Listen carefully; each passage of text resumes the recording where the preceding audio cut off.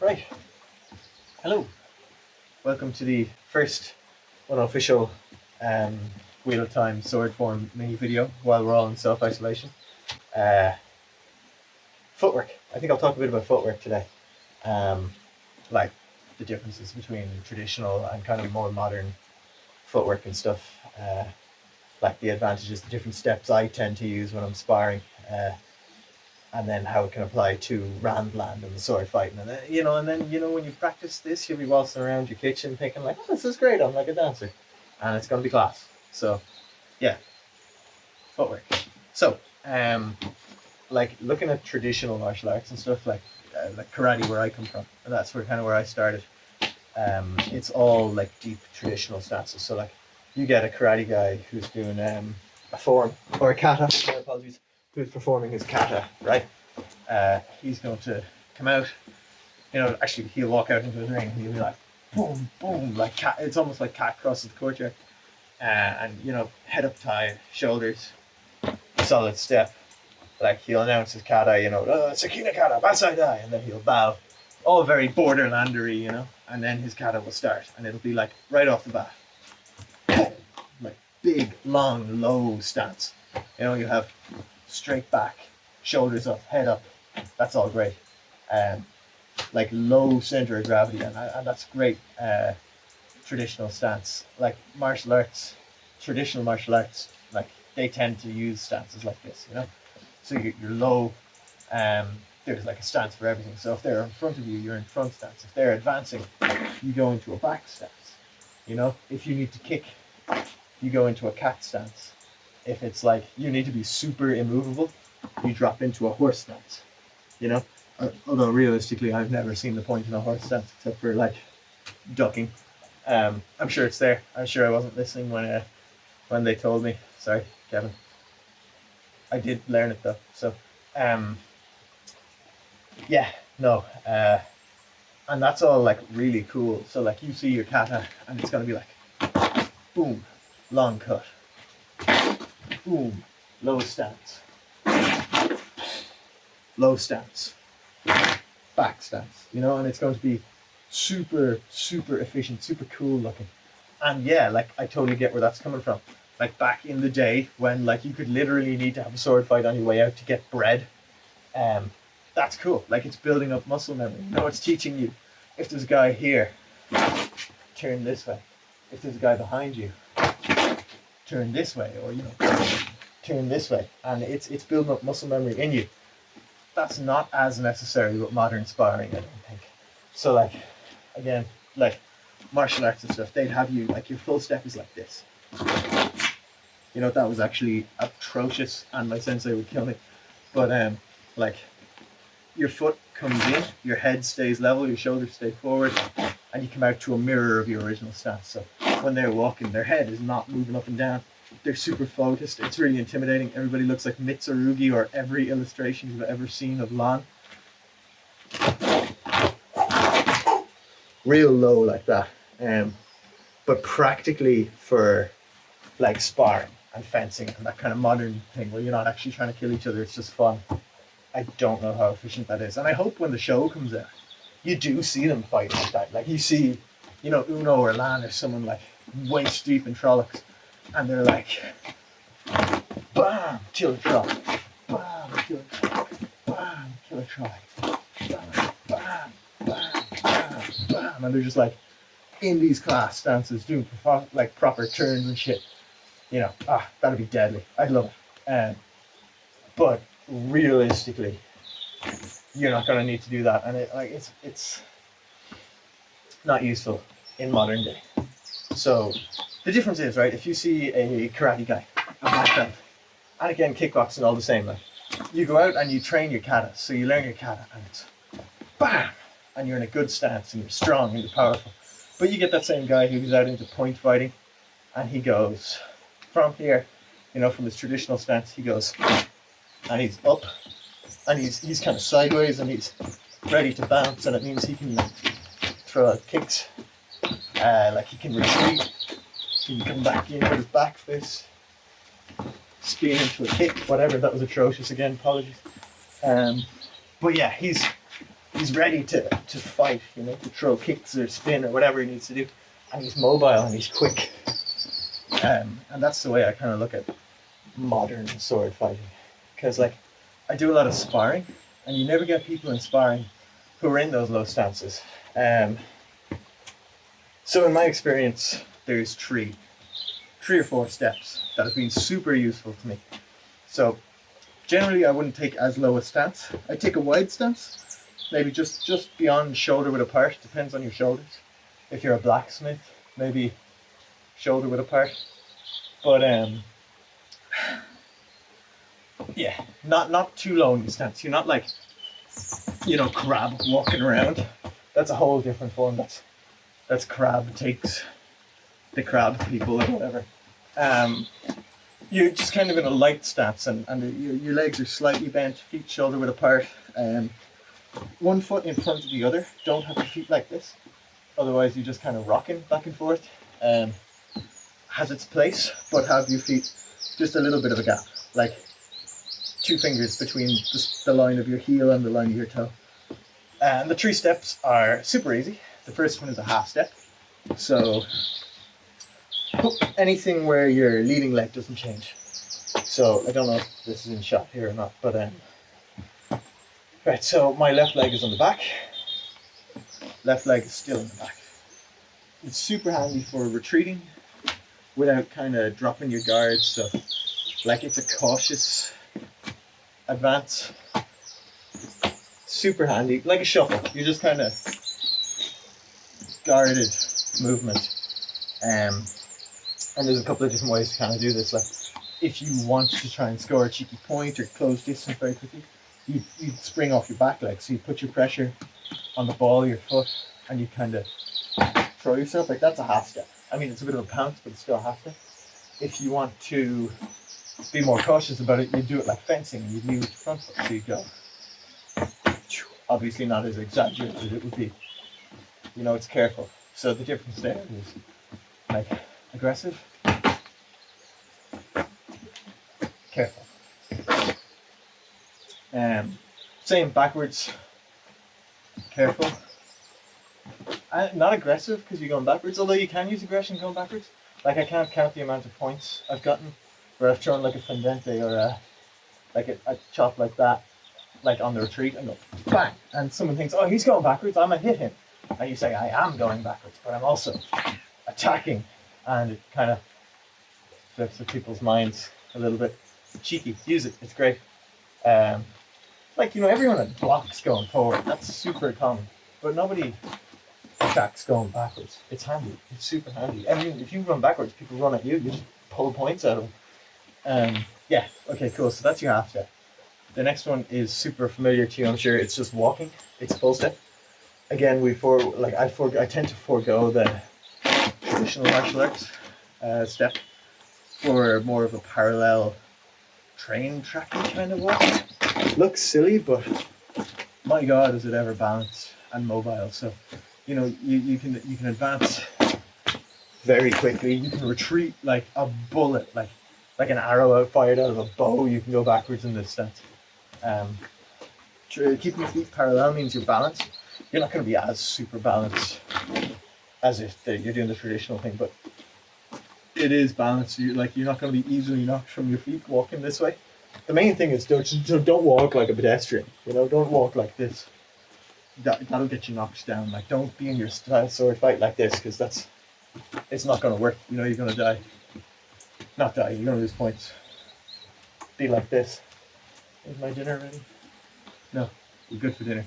And the third one is just if you need to turn. So like, there's 2 ways of looking at this, and I could talk for like 3 hours on turning in a sword fight, right? It's actually fascinating. But the gist of it is, right, if you need to turn and you're holding the middle ground, so imagine a circle, you're in the center, you pivot, right? You're in the ground you want to hold, you don't move. So you put the weight, like a little more weight on your front foot, and you pivot like this. Or weight on your back foot, and you pivot like this, right? Keep the foot that's turning light, like you should have like 80% of your weight on this, on your back foot if you're turning with your front foot. If that makes sense. That makes no sense, but you understand what I mean. Whatever you're pivoting on, most of your weight is on that. And that means if you do turn, and midway through the turn somebody sweeps you, you're loosey-goosey and you're not going to immediately just crumple like a paper man or woman. But yeah, so when you are in a defensive position or when you have the ground you want to hold, it's just pivoting. And it can be as easy as changing your stance in some situations. And that's actually a handy one. That's 50-50 up onto the balls of both feet. And just like you do in the robot, because your stance is 45 degrees. So along that 45 degrees, super helpful for tracking it, dude. Just don't get caught in the middle of it, because if he rushes you, you're fucked. So yeah, some minorly bad advice. But it's only for 10 degrees of it. So practically you're here, you can get here real quick. And someone is going to have to be land fast to get you in the middle of that. So if they're there and they're moving in this direction, right? Or you need to move in this direction. If someone can get at you in the space of time it takes you to turn like that, they deserve the sword fight, because, man, if you have to, cover it with a parry or something. Or, in Wheel of Time terms, as you're turning, employ courtier taps as fan. And then you're over here and you're safe there. But yeah, no, that's your turn. The other turn is if you are coming at someone who has the middle ground. So if you have to rotate around the other guy, right? Easiest way to do this is just half steps out the side, right? And then what you want to do is always keep your shoulders square to your opponent. So if you can imagine a line going around you, or if they're the dot in the middle of a circle, your shoulders are always kind of tangential to the edge of the circle. Someone fact check me. Tangential to the edge of the circle. So you are always facing them. Don't turn sideways like this. They'll hit you in the back. Keep your shoulders square to them. Keep your hips square to them, and use your half steps to circle them, like a compass. Like they're one arm of a compass and you're the other.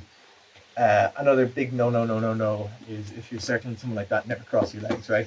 If someone knows what they're doing and you cross your legs like that, right, immediately you're off balance. So they might even bait it out of you if they think that you're inexperienced in some way. They'll say, they might lead you a bit with their guard, and you will, or they might kind of do this, and that'll trigger something in you to orbit them. And the second you do that, the second you cross your leg, they'll charge you. There'll be boar rushes down the mountain right at you, and you'll be like, shit, because you've got no balance backwards or forwards when your legs are crossed. Even side to side, you're super shaky. Never cross your legs in a sword fight. If you take one thing away from this video, never cross your legs in a sword fight.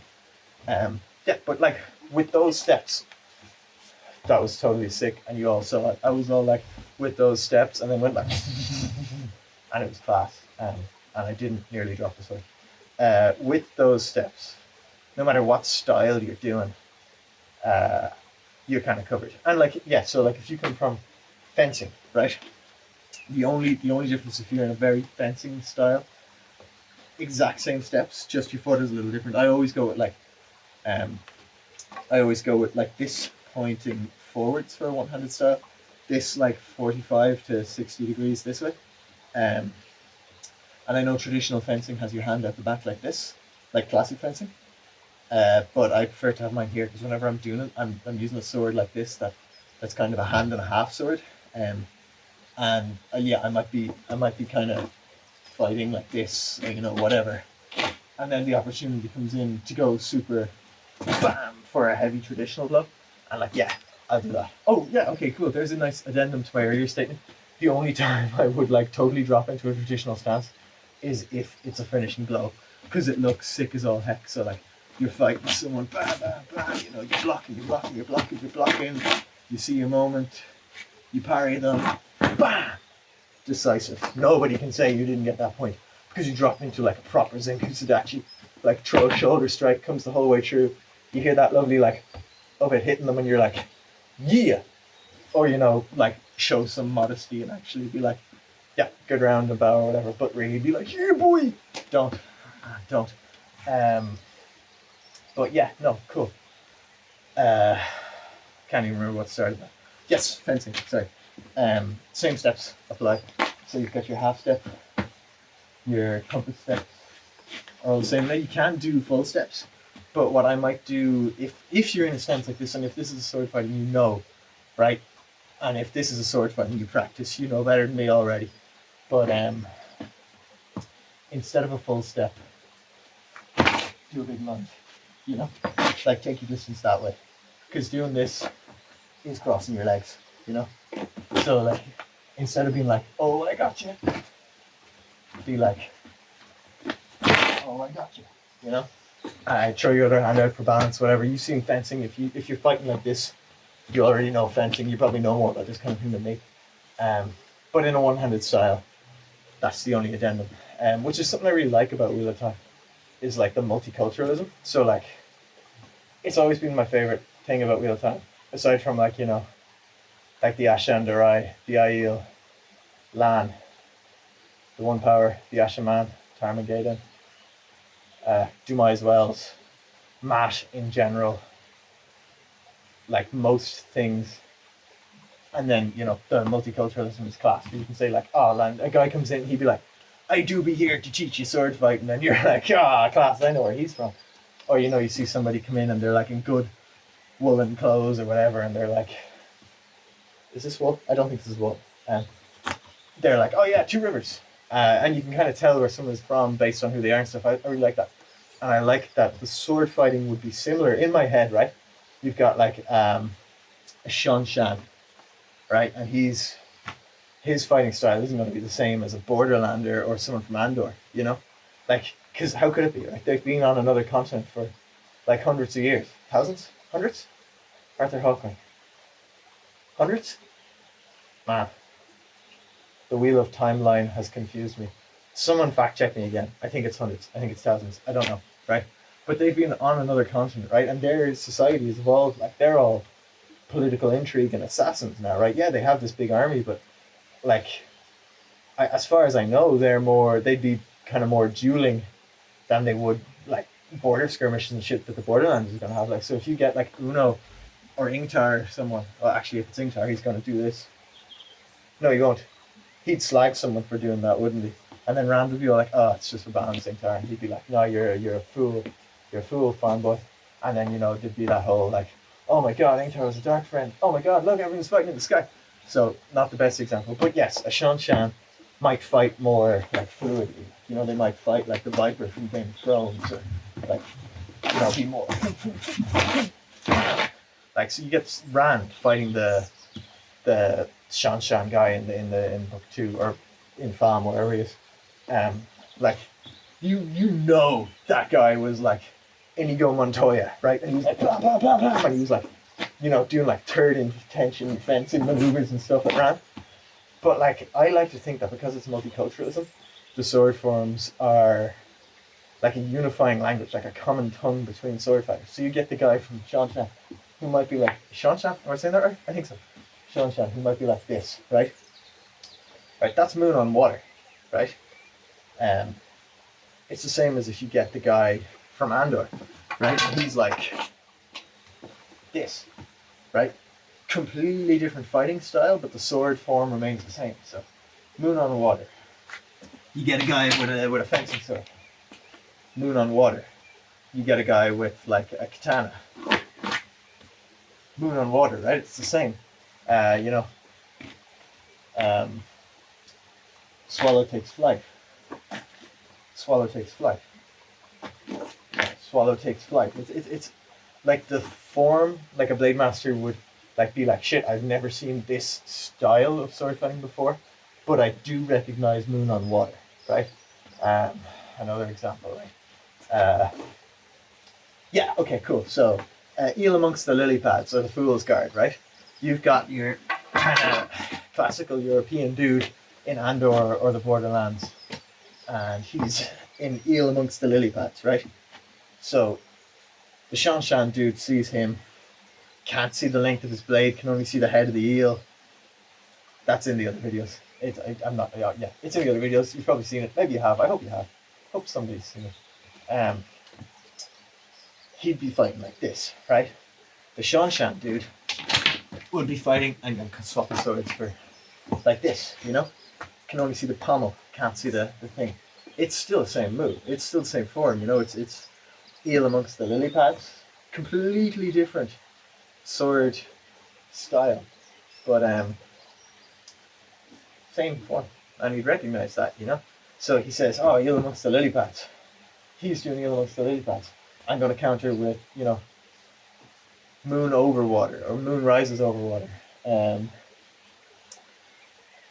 you know, like, he'd be able to say, right, well, the strength of this is that it disguises the length of your guard. You know, I don't know what the guy's measure is. I don't know what his distance is.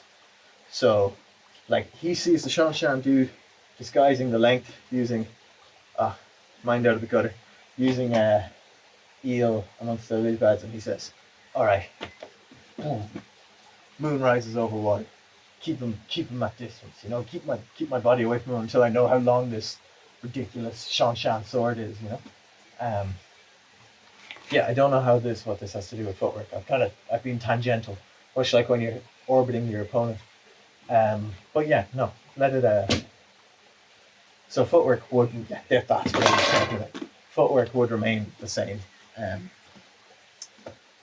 in all the styles. So like, yeah, hup is the same as hup, you know. And with those 4 steps, you could probably, like, 99% of, you know, I'm going to be ballsy and say 100% of situations in a sword fight can be dealt with those few steps and movements. Jumping, right? Yeah, I do not hasten to add jumping. If you must, don't be a dip about it. Like, if you're gonna jump, don't be like, you know, don't leave yourself open. Don't do a big flouncy, like, GTA 5 style jump, right? Like, that's always annoyed me. If you're gonna jump in a fight, right, the second your feet leave the ground, I know where you are for the next second and a half, right? So if I jump from here to here, say, right, and I'm like, from the second my feet leave the ground, I'm in the air. I can't, barring I start surge binding, I'm not going to be able to change my trajectory. So if I'm fighting a guy and he decides to take a jump at me, you know, I have complete control over the fight for 2 seconds, barring some flash of the blade in the air that's going to take my head off. I don't advise jumping in a fight. Like, I retreat. A big retreat would be about as close as I come to it, you know. Even there, I made a mistake. 10 points if you spotted. I lowered my guard. So here, you know, a big retreat like that, better than a jump. If you are going to jump, keep your guard up, tuck your legs in close. Don't jump like this. Jump like this. Ever played Soul Calibur? How they jump? Guard up, legs high. Yeah. And then if you're going to flip, you know, always flip, because flipping is cool. Flipping is sick. But no, actually, don't flip in a fight. Same rules, except you're upside down. Like, someone could literally just grab you around the stomach. Yeah, no. That's it on footwork. Happy days. Combining them, yeah. You can, like, get great distance by combining them. So say, like, half step, full step surges me towards you, or, like, you know, half step, full step. Like, that's in Shaolin. That's occupying the open door. That's like a thing they do, where, like, a half step, full step takes you outside the line of combat and surges in around it. Then, like, shit like that is cool, and it's all just combinations of what we've talked about there. Yeah, cool. Happy days. I don't know what you guys want to see next. I might do blocking. If I pre-record it, I'll do blocking. I don't know if anyone's going to watch these, but it's certainly helping my head during all this. So, yeah, cool. I'll do blocking next. It'll be fun. Right. Also, if anyone does watch this, I'm going to call you sheep herders, because that's funny to me. Yeah. Take it easy, sheep herders.